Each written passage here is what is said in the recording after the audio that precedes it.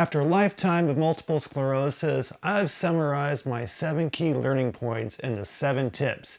Now, if you have MS or you think you're going to be diagnosed with MS, you may want to stick around because I've learned a lot in the last 40 years and I want to share it with you today. Number 4, I can't even begin to explain, calm down Cliff, how insane this one is. And I can't believe we still don't get it right. Hi, my name is Cliff and this is Life with MS. Thanks for being here. So I developed these 7 tips for our neuroradiology symposium on imaging for MS a couple of years back, and they just kind of always stuck with me. And they were developed in cahoots with some very well-known doctors in the space. Dr. Susie Bash from the San Fernando Imaging Centers and part of RadNet, and also Dr. Chris Harris, who is formerly the CEO of Cortex. They do a lot of brain imaging and all that stuff. And a good friend of mine, John Hawkins, who hosted and put the program together. So thank you, John, for that. Let's get started. Number 1, get 3 opinions. So this became very important for both my MS diagnosis and also earlier on, before I was diagnosed with MS, my wife had a bout with cancer.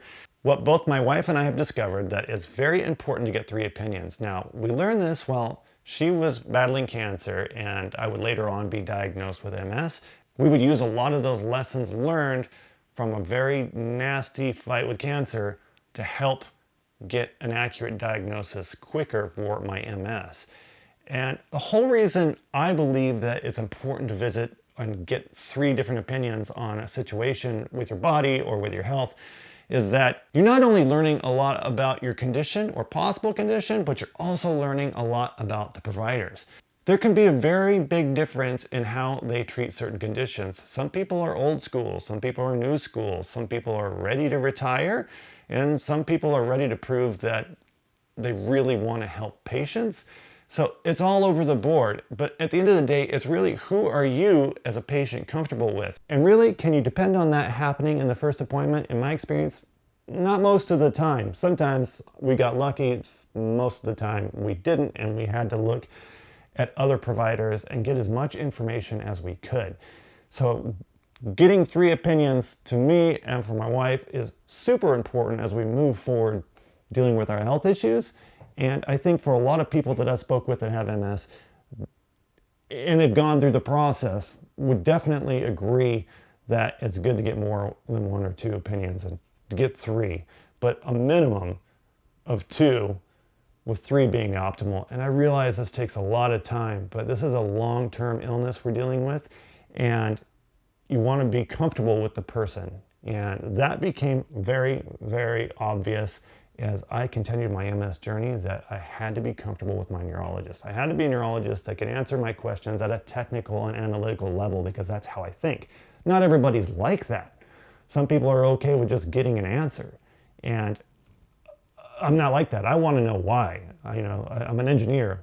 Why this? Why that? Why this? I'm like a 7-year-old, right? I'm just aggressive in knowing how things function, how they work, how they're going to react, how they can be improved, how they might break. And some doctors and specialists just aren't comfortable having that type of patient either. They don't want someone that's that involved.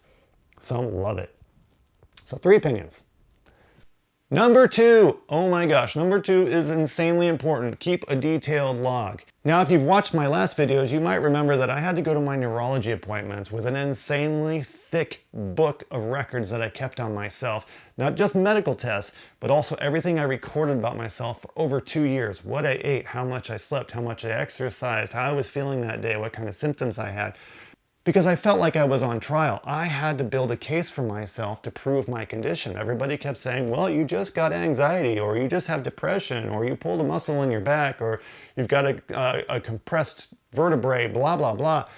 And that wasn't the case. Yeah, all those things are probably happening, but ultimately at the root cause of all this was my MS, both in my brain and in my spine.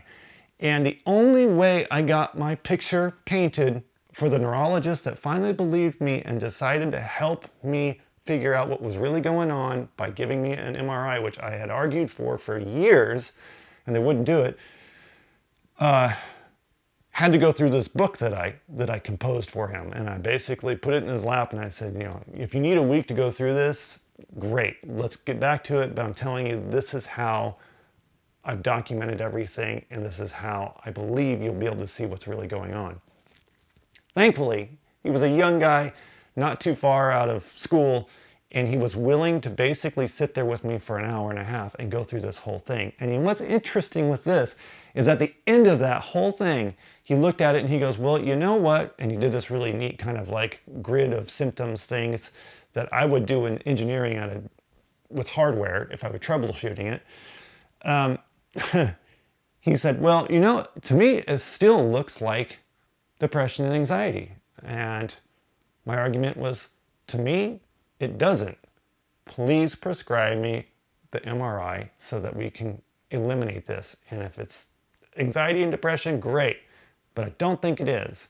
He gave me the prescription for the MRI. I went and got it. And I didn't even get home before he called me and said, when you get home, sit down with your wife at the table and get ready for some heavy news. Of course, at that point, I'm thinking, oh crap, I might have cancer or something like that. Anyway, long story short, might be past that point. I sat down at the table with my wife as he asked, and he said, you have a thing called multiple sclerosis. And I didn't say anything. And he said, do you have any questions? I said, no. I know this.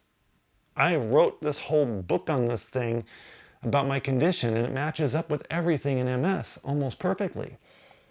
So it was no surprise to me, and it was something I'd been arguing for a while. The thing that really got him to change the mindset of just anxiety and depression to really tipping the point and prescribing that MRI was having really accurate logs and showing that like I was serious about finding a solution to this thing. So I put a lot of effort into it. And most people probably won't have to do that, but that was my situation. And I found it to be incredibly useful. This also happened with my wife's cancer situation. We learned that you cannot go in there empty-handed and expect results that are going to be accurate for you. You got to bring them as much information as you can so that they know what they're working with. So as patients, it's on us to provide. It doesn't mean that the wrong provider is always going to give you the best service. The right provider is, and they're going to listen, hopefully, and they're going to work with how you feel comfortable moving forward. That's what we've learned. So make a log, try to make it as accurate as possible. Don't drive yourself crazy. These are all things I tell myself every time I go in to figure out what's going on with my MS. Like, is it a situation where we have to throw drugs at it? Because I don't want to if we don't have to. I got enough going on in my system. I don't want to deal with side effects, all that stuff. Are there other possibilities? But I got to give my neurologist and my care team as much information as I can. Whether they read it and use it or not is up to them. But I have to know for my own sake that I've provided the best due diligence possible for the best possible outcome. Make a log.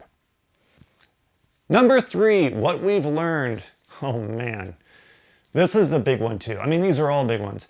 But number 3 is for us, I'm speaking for my wife and myself, for our oncology and all that stuff and my MS neurology stuff, the right specialist doesn't have all the answers. Now, this is especially true for my MS because MS is so different in so many people and it presents so differently in so many people. It has, obviously the common symptoms, but then it has a lot of like little things that are unique to the specific patient or person. And as we continued in our medical journeys, we learned that like, if you go into an office, and I'm speaking from my perspective and her perspective, we learned that when we sat down in an office and someone came in and they didn't really know us and they started blurting out all the answers right away, they didn't take the time to learn about the patient. And that was a big turning point. Like, I got to the point where I wanted people, neurologists, doctors, care teams, to learn about me and my specific situation, my environment, everything about me, so that they understood how the disease was affecting me, because maybe there are better ways to treat it based on other factors, right? Like if I'm living in Austin, Texas, where it's 1,000 degrees all the time, maybe they might tell me to move. And maybe that happened. You can see an episode on that in here. I'll link it in the description below. The point being here is, like, for us, the right specialists don't have all the answers, but they have all the right questions. They want to learn about the patient, and they want to learn about the patient's journey, and they want to learn about how they can make the patient comfortable. That is, like, huge for us. And that's how I know I'm with somebody I like. I'll tell you a quick story. I've got a tooth that's got some kind of a cavity thing going on it, and they're going to have to remove the tooth. And not too long ago, I went to go see an oral surgeon to have it done. And I walked in. He didn't say a word to me. He said, open your mouth so I can see this thing. They did some x-rays. They looked at it. And he said, standard procedure. This is what we're going to do. Thank you very much. I'll talk to you later. He didn't ask anything about how long it's been there, how anxious I am about possibly having oral surgery. Nothing. He wanted to know nothing about me. And that was a huge turnoff. And that was a red flag like crazy based on our experience with both MS and also my wife's oncology stuff. Like, it was just not only mind-boggling that that still happens today, but it does. And do you feel like he knows a lot about you, or she knows a lot about you after you leave, or is curious to learn more about you? That is, like, huge. And at this point, I just walk out of those appointments where I feel like they're not interested in knowing what I'm there for. They're interested in just fixing the problem and pushing me out the door. That is a bellwether for issues down the road. Based on experience, of course. Just a random guy on YouTube with MS, but I've been around. Number four. This one's huge. This one is huge. Oh my God. I can't even begin to explain how insane this one is. And I can't believe we still don't get it right in the medical system. Calm down, Cliff. Don't get too emotional about this specific topic because it is incredibly frustrating.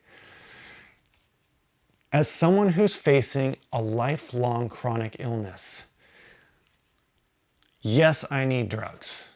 I need to stop the progression of this thing. And yes, there are physical elements to it that are just insanely frustrating and getting worse every day.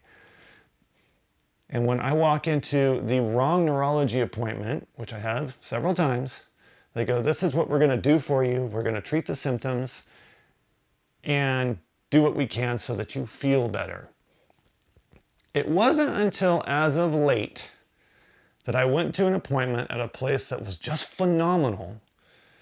And they said, okay, first of all, we're going to treat all your symptoms the best that we can. We can't do everything about it, but we can do a lot about it.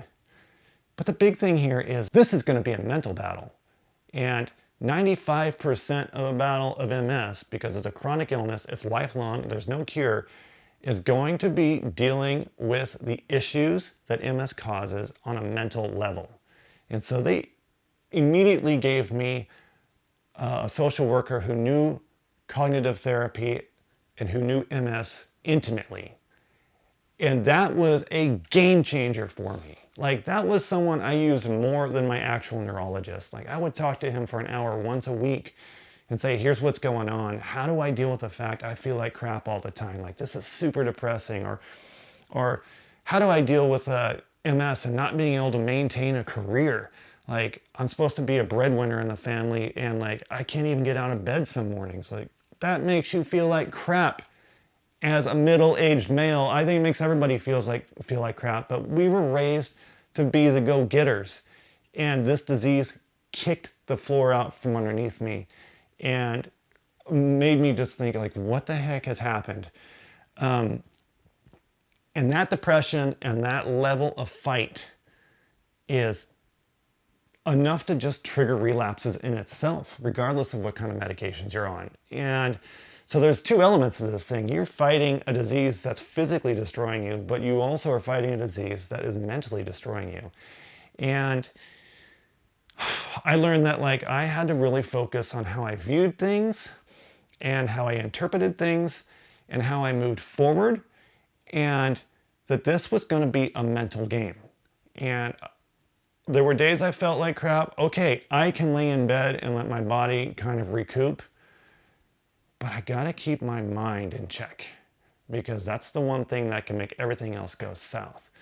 So in the American medical system, we suck at treating the mental conditions that come with chronic and terminal illness. And we saw this with my wife. Like, she had a 5-year battle with a really nasty cancer, 11 surgeries and multiple hospitalizations, obviously, and several infections that were really close to like ending her life.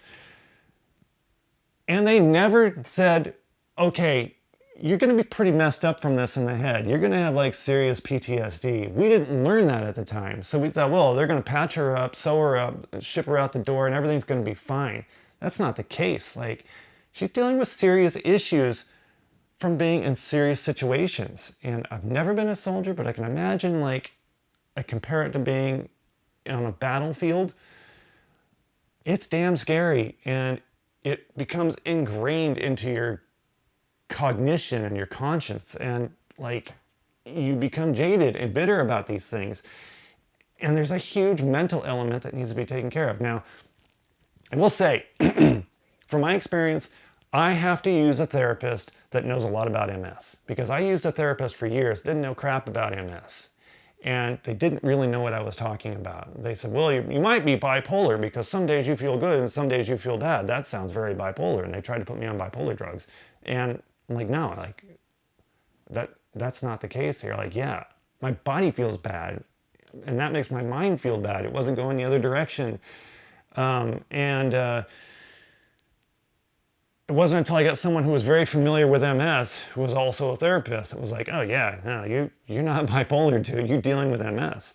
And so my recommendation to anybody, again, having been through this, get a therapist, but get one that knows a lot about MS. And also, those people are hard to find. And I think the MS Society has really good links to that. Like, they're out there. I will, if I can find it, link it in the description below to take you to that directory. And I might even reach out and ask them about that so they can link it below. So, mental battle, physical battle. Don't let them tell you that you just need to fix your walking and you'll be fine. That's not the case. We are at war here with our bodies, but also our minds.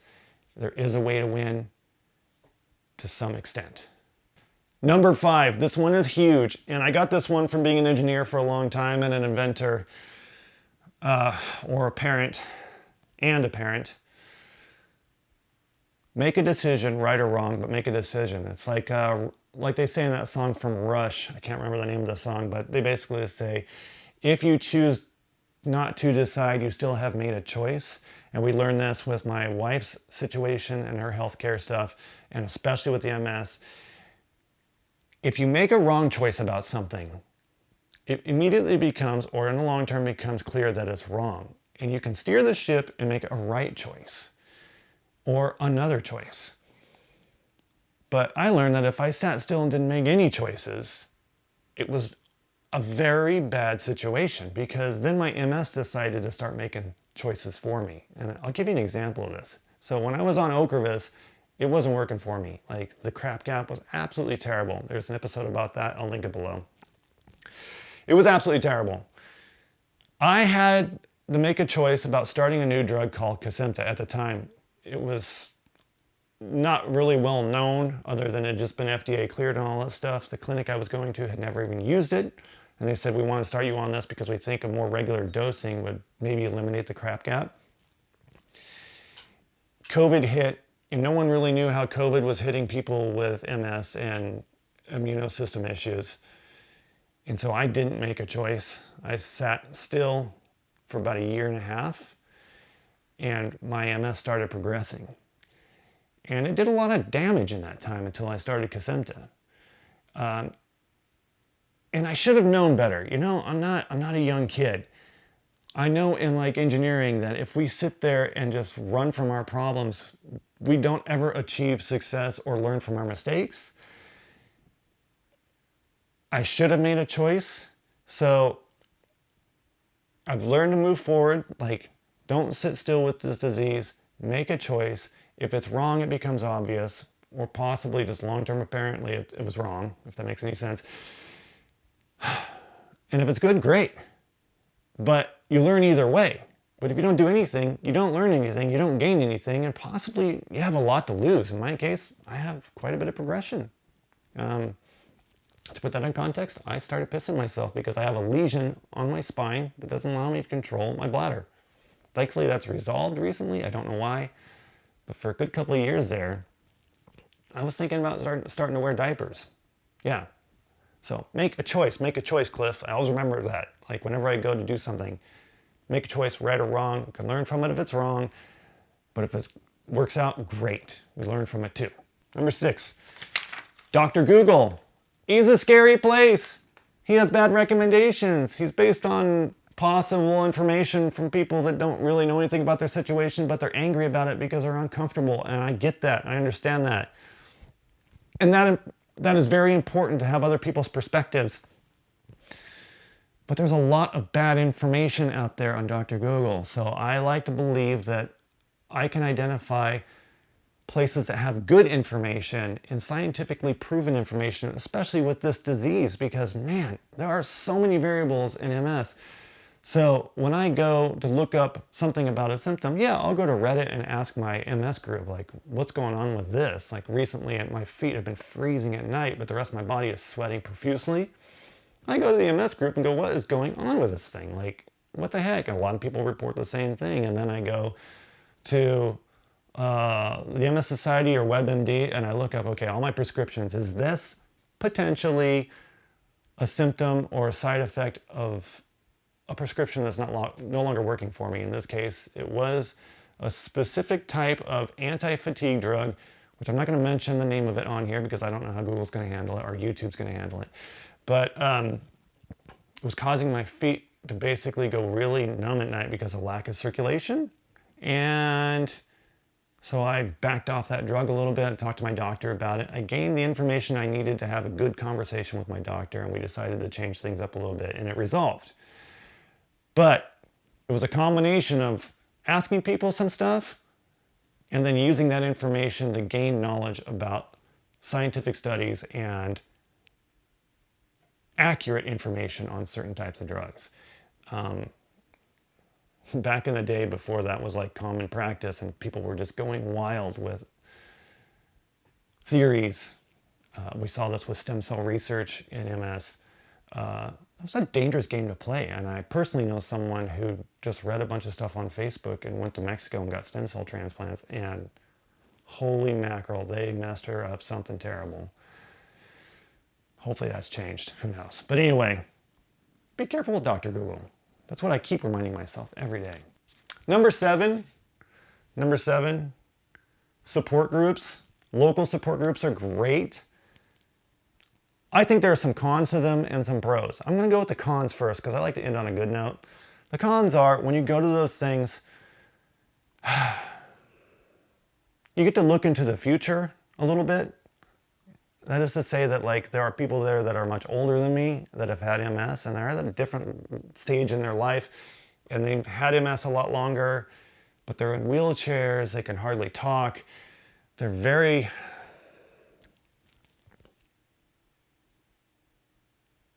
I don't know how to say this right. They're very degraded from being a normal human.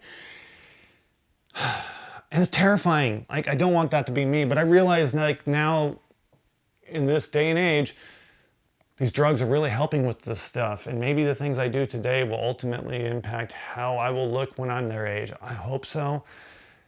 I hope I don't look like that. So that's the bad thing about the local support groups is like, it's a glimpse into the possible future. But here are the good things. Here's the things I love about the local groups. It's like, those are people I can talk to and I can hang out with. And if like one day we decide to do something and I cancel at the last minute because I feel like crap, they understand. Like my other friends don't get that. Like, how can you cancel at the last minute on going on a hike in the mountains? I don't get that. I don't understand that. Well, dude, I can't feel my legs today. And I don't expect those people to understand that. But my friends in my MS support group, I get it. And if they call me and say, I can't go today because I can't see, or I just feel like crap and I'm not going to have a good time, I'm going to be grumpy to be around, I get that too. Like, we are on the same level. And that is like super important to me. So the local support groups are awesome. You know, goods and bads. That's all I can say about that. So those are my 7 tips. I'm going to just I wrote them down here. I'm just going to recite this real quickly, just so you can remember, because if you're like me, you forget everything. Here we go. I printed double side.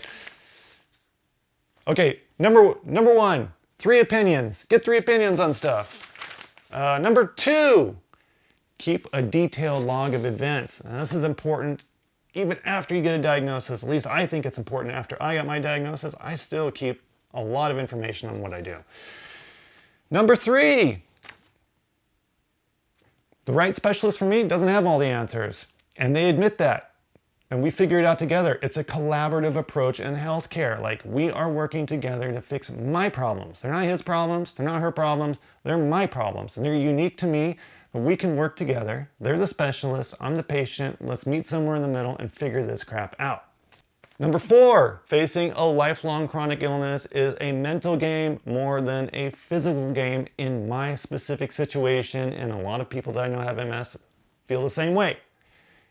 Be prepared to go to war, but also figure out how to live with the enemy in the head. And that requires someone with an outside perspective, in my opinion.